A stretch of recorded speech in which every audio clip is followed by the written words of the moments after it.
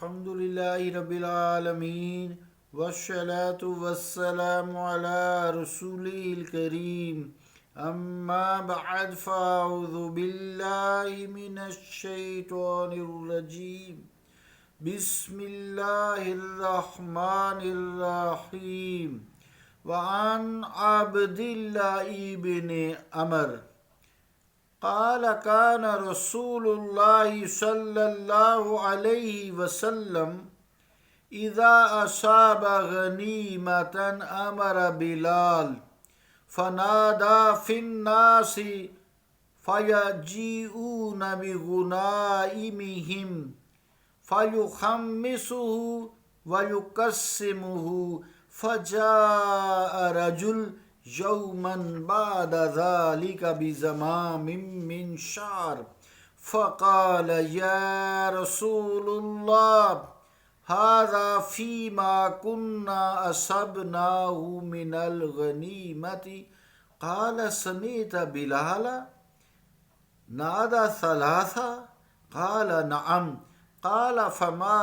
منعك أن تجيء به فاعتذر قال كن أنت تجيء به يوم القيامة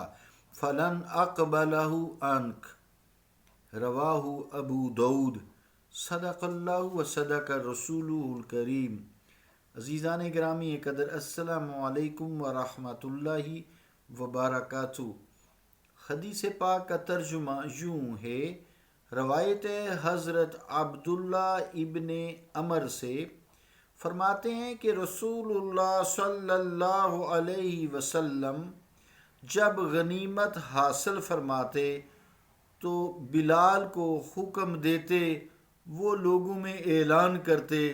لوگ اپنی اپنی غنیمت لے آتے، آپ خمس نکالتے اور اسے تقسیم فرما دیتے۔ ایک دن ایک شخص بالوں کی لگام اس کے بعد لایا، بولا یا رسول اللہ، یہ بھی اسی غنیمت سے ہے جو ہم نے حاصل کی تھی۔ تو فرمایا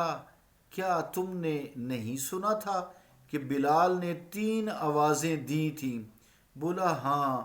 فرمایا تو تجھے اس کے لانے سے کس نے روکا؟ وہ عذر کرنے لگا۔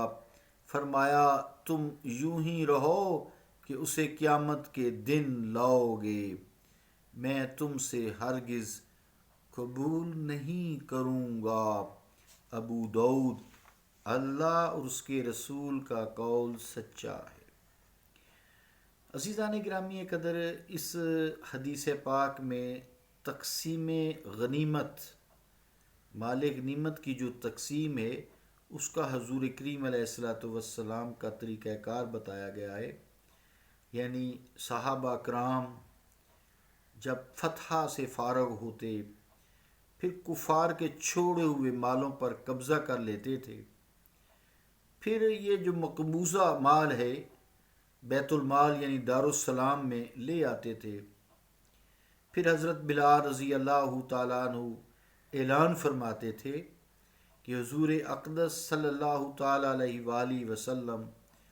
حکم فرما رہے ہیں کہ جس کے پاس جو مال غنیمت ہو وہ حاضر کرو۔ 3 دفعہ حضرت بلال رضی اللہ تعالیٰ عنہ یہ اعلان کرتے، چنانچہ سب لوگ حضور کریم علیہ السلام کے پاس مال جمع کر دیتے۔ پھر حضور کریم علیہ السلام اس میں سے خمس یعنی 5واں حصہ اپنے لیے نکالتے اور باقی جو حصہ بچتا وہ غازیوں میں تقسیم فرما دیتے۔ یہاں ایک شخص کا واقعہ بیان کیا گیا ہے اس حدیث پاک میں، خیانت کا، یعنی مال غنیمت جمع ہو چکا تھا، خمس نکالا جا چکا تھا، اس کے بعد تقسیم بھی کیا جا چکا تھا، تو یہ شخص مال غنیمت لایا، اس نے کوئی بہانہ تراشا، کوئی عذر تراشا جو قابل لائق نہیں تھا، یعنی قابل قبول نہیں تھا، اس نے اپنی شرمندگی مٹانے کے لیے یہ عمل کیا۔ حضور کریم علیہ السلام نے فرمایا یعنی اب تم اسے اپنے ہی پاس رکھو، تم ہی اسے استعمال کرو۔ یہ جو فرمان عالی شان ہے یہ حضور کریم علیہ الصلوۃ والسلام کا اظہار ناراضگی کے لیے ہے، اظہار ناراضی ہے، انہیں مالک بنانے کے لیے نہیں ہے کہ اب یہ تمہارا ہی ہو گیا ہے، نہیں۔ اور وہ صاحب اس فرمان عالی سے اس چیز کے مالک بھی نہیں بن گئے تھے اور انہیں اس کا استعمال ناجائز ہو گیا تھا، اب وہ جائز نہ رہا تھا، کیونکہ اس لگام میں تمام مجاہدین کا حصہ تھا اور وہ سب حضرات متفرق ہو گئے تھے، کوئی کدھر اعلان ہو چکا جو تھا، مال غنیمت میں سے خمس نکال کے سب کے حصے تقسیم کر دیے گئے تھے۔ نہ معلوم پھر یہ جو لگام ہے کس صحابی کے حصے میں آتا، نہ جانے کس کے حصے میں آتا، تو اس وقت بات اور تھی۔ اب حضور کریم علیہ الصلوۃ والسلام نے فرمایا کہ اب ہم تمہیں کس سے معافی دلوائیں، کس کا سامان تم نے غصب کیا ہے۔ خیال رہے کہ یہ ساری گفتگو، ساری بات، سارا عمل اظہار ناراضی ہے، اس کا مقصد یہ نہیں کہ اس جرم کی توبہ جو ہے وہ ہو نہیں سکتی، توبہ تو کفر سے بھی ہو جاتی ہے۔ خیال رہے کہ فقہا فرماتے ہیں کہ اگر غاصب کو توبہ کی توفیق ملے مگر مال جو غصب کیا ہوا ہے اس کا مالک معلوم نہ ہو یا غائب ہو چکا ہو تو اس کے نام پر یہ خیرات کر دی جائے، لیکن اگر خیرات کر دینے کے بعد پھر مالک آ جائے اپنی چیز کا تقاضا کرے کہ میری چیز آپ کے پاس ہے یا آپ نے رکھی ہے یا آپ نے بیچی ہے یا خیرات کی ہے، تو اس کی قیمت ادا کرنا ہوگی، اس کو آپ استعمال میں نہیں لا سکتے، اس کو خیرات کرنا پڑتا ہے۔ اس لیے اگر کسی چیز کی جیسے اس طرح کسی بندے کی چیز سڑک پر آپ کو مل جاتی ہے تو اس کو اٹھا کے تو مالک کو تلاش کرو، الٹی مصیبت آ گئی نا۔ اگر مالک نہیں ملتا تو تم اس کو راہ الہی میں صدقہ کر دو، پھر اگر ڈھونڈتا ڈھونڈتا مالک آ جاتا ہے،